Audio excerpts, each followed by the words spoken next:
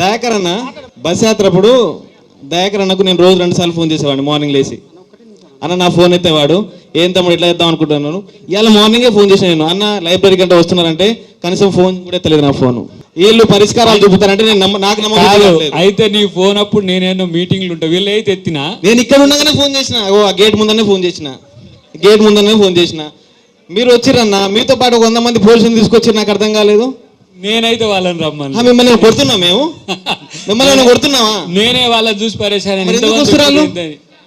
So సరే అది issue కాదులే. మీరు జోకాలంటే జోకండి బాబు, దయాకర్ అన్నో కాంగ్రెస్ పార్టీ జోకండి, మాకు అవసరం లేదు. మేము కాంగ్రెస్ పార్టీ కోసం గట్టి కష్టపడిన వాళ్ళే.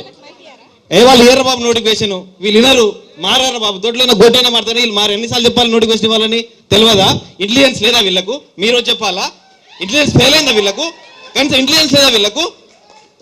సిగ్గుండా మాట మాట్లాడడానికి, త్వరలో చెప్పుకోవడానికి ఇంటెలిజెన్స్ ఉంటుంది బాబు.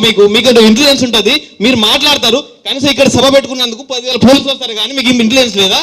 అంత అబద్ధాలు, డ్రామాలు. వీడికి వస్తే రాజకీయ నాయకులు ఇక్కడ వీళ్ళు మంత్రి పదవి దొరుకుతుంది, ఎవరైతే రాజకీయ నిరుద్యోగులు ఉన్నో వాళ్ళకు పదవులు వస్తాయి, అంతే తప్ప ఏం లేదు. హలో ఏం పేరు నీ పేరు? నా పేరు ఇందిరానాయక్ అన్న. ఇందిరానాయక్, వాళ్ళ అవకాశాలను పోగొట్టే హక్కు నీకు లేదు. నువ్వేం మాట్లాడాలనుకుంటున్నావు మాట్లాడు. నువ్వు విను, వాళ్ళ అవకాశాలను కాదు. మీరు మొదటి సంవత్సరంలో 2 లక్షల ఉద్యోగాలు ఇస్తున్నారు. మీరు మొన్న ఇంటర్వ్యూలో ఏం చెప్పారు?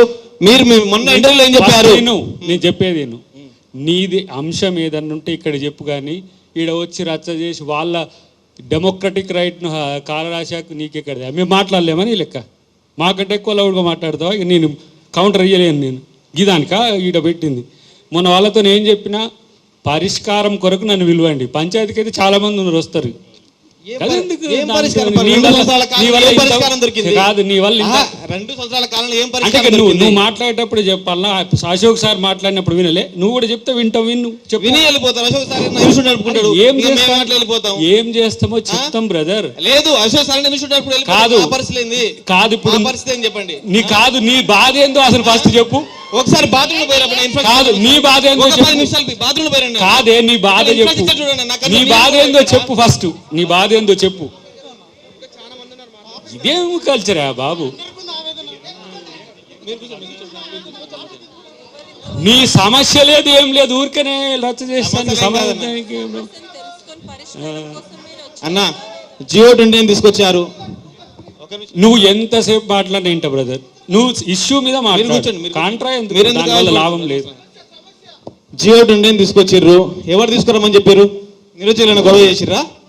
రాష్ట్రాన్ని గొప్పలు చేసిరా? ఏమన్నా ఎవరు తీసుకురామని చెప్పారు? అనవసరంగా ఉన్న జియో 15 తీసుకొచ్చి అలా బడుగు బలైన పిల్లలు అన్యాయం చేసిర్రు. మీరు కూడా ఎస్సీ పెట్టనే, నేను ఎస్టీ పెట్టాను. కనీసం మీరు మాట్లాడే ఆ విషయం మీద. మీ ఇంటికి వస్తుంటే మీకు అపాయింట్మెంట్ కూడా ఇవ్వలేదు. మీరు ఇలా కొంచెం పరిష్కారం చూపెడతాంటే ఎట్లా నమ్మాలన్నా మాకు అర్థం కావట్లేదు. మీరు 2 లక్షల ఉద్యోగాలు ఇస్తా అని చెప్పి రాహుల్ గాంధీ చెప్తే మేము చెప్పామని చెప్పి ప్రతిరోజు మీరే మాట్లాడుతున్నారు. ఎన్ని రోజులు తప్పించుకుంటారు? ఇంకా 2 సంవత్సరాలు ఉంది గవర్నమెంట్. ఇంకో 2 సంవత్సరాల తర్వాత వీళ్ళు నిరుద్యోగులు అయిపోతారు. ఎట్లా అంటే నెక్స్ట్ గవర్నమెంట్ లో మనకు జాబ్ వస్తుంది. వీళ్ళకి ఆ జాబులు కాదు. కాంగ్రెస్ పార్టీ 2031 వరకు ఉంది. అది వాళ్ళకి మీకుండొచ్చు. అంటే మేం కష్టపడే వల్ల మీరు అనుభవించే తప్పులేదు, కానీ తర్వాత మీ కాంగ్రెస్ పార్టీ భవిష్యత్తు ఉంటుంది కదా. మేము కొట్లాడి వచ్చిన తెలంగాణలో ఉద్యోగం అడుగుతున్నావురా బాబు. నువ్వు ఫస్ట్ అది తెలుసుకో. అదే మేము ఎవరితో మాట్లాడుతున్నావు తెలుసుకో. నువ్వు కాంగ్రెస్ పార్టీ లీడర్ కాదు ఇక్కడ. సిలబస్ కమిటీని వేశారు. దాదాపు 2-3 నెలలు అయిపోయింది. ఇంకో 4 నెలలు పొడిగిస్తారు. అంటే ఎప్పుడు మళ్ళీ ఎప్పుడు అంటే కొత్త సిలబస్ కమిషన్ వచ్చేటప్పుడు అందరు కూర్చొని అట్లా ఎందుకు అట్లా ఆ సిలబస్ కమిటీ ఒక్కసారైనా మీటింగ్ జరిగిందా అన్న? అంటే మాకు అనుమానం, ఒక్కసారైనా మీటింగ్ జరిగిందా? ఏ సిలబస్ చేంజ్ చేయాలనుకుంటున్నారు, ఏం మాట్లాడుకుంటారు?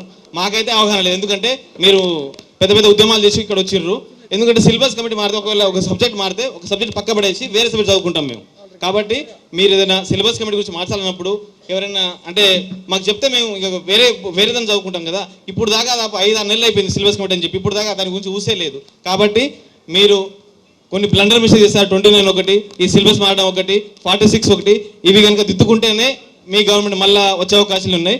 మీరు కనుక అట్లే చేసిరనుకో ఇంకో 25 సంవత్సరాలు 30 సంవత్సరాలు కాంగ్రెస్ అదో పాతాలకి ఒక్కపాటిలో కాంగ్రెస్ పార్టీ ఉండేదంట అని చెప్పుకుంటారు నిరుద్యోగులు. ఇక మీ ఇష్టం, అది ఇక మీ విజ్ఞతగా వదిలిపెడుతున్నాం. ఎందుకంటే ఇప్పుడన్నా మా సమస్యలను పట్టించుకోండి. మీరు ఆ రోజు బస్ యాత్ర పోతున్నప్పుడు జెండా బాగా ఉప్పి అటు నుంచి ఇటు బాగా ఉప్పి మా తమ్ముడు వెళ్ళాలి తమ్ముడు చేయాలి తమ్ముడు అమ్మ, ఆ రోజైతే పిలుస్తావు మంచిగా. పిలవలేదు. మీరు అవసరానికి వచ్చారు ఆడికి, మేము ఎవరిని పిలవలేదు. నువ్వు పిలవకపోతే ఏందిరా తప్పుడు మస్తు మంది అదే పిలుస్తారు. చెప్తున్నా, మిమ్మల్ని జోకేటోళ్ళు చాలా మంది ఉన్నారు, మాకు సంబంధం లేదు, ఆ విషయం లేదు. ఇగో నువ్వు ఎవరినన్నా జోక్ కానీ వీళ్ళకి ఇబ్బంది చేయకు. రైట్, సరే అదైతే మీరు చేయండి. 29 అదైతే మొదటైతే ఉద్యోగాలు వేయండి అన్న. ఆగస్టు 15 లోపల ఉద్యోగాలు వేయకపోతే మాత్రం మరో ఉద్యమం స్టార్ట్ అయిపోతుంది.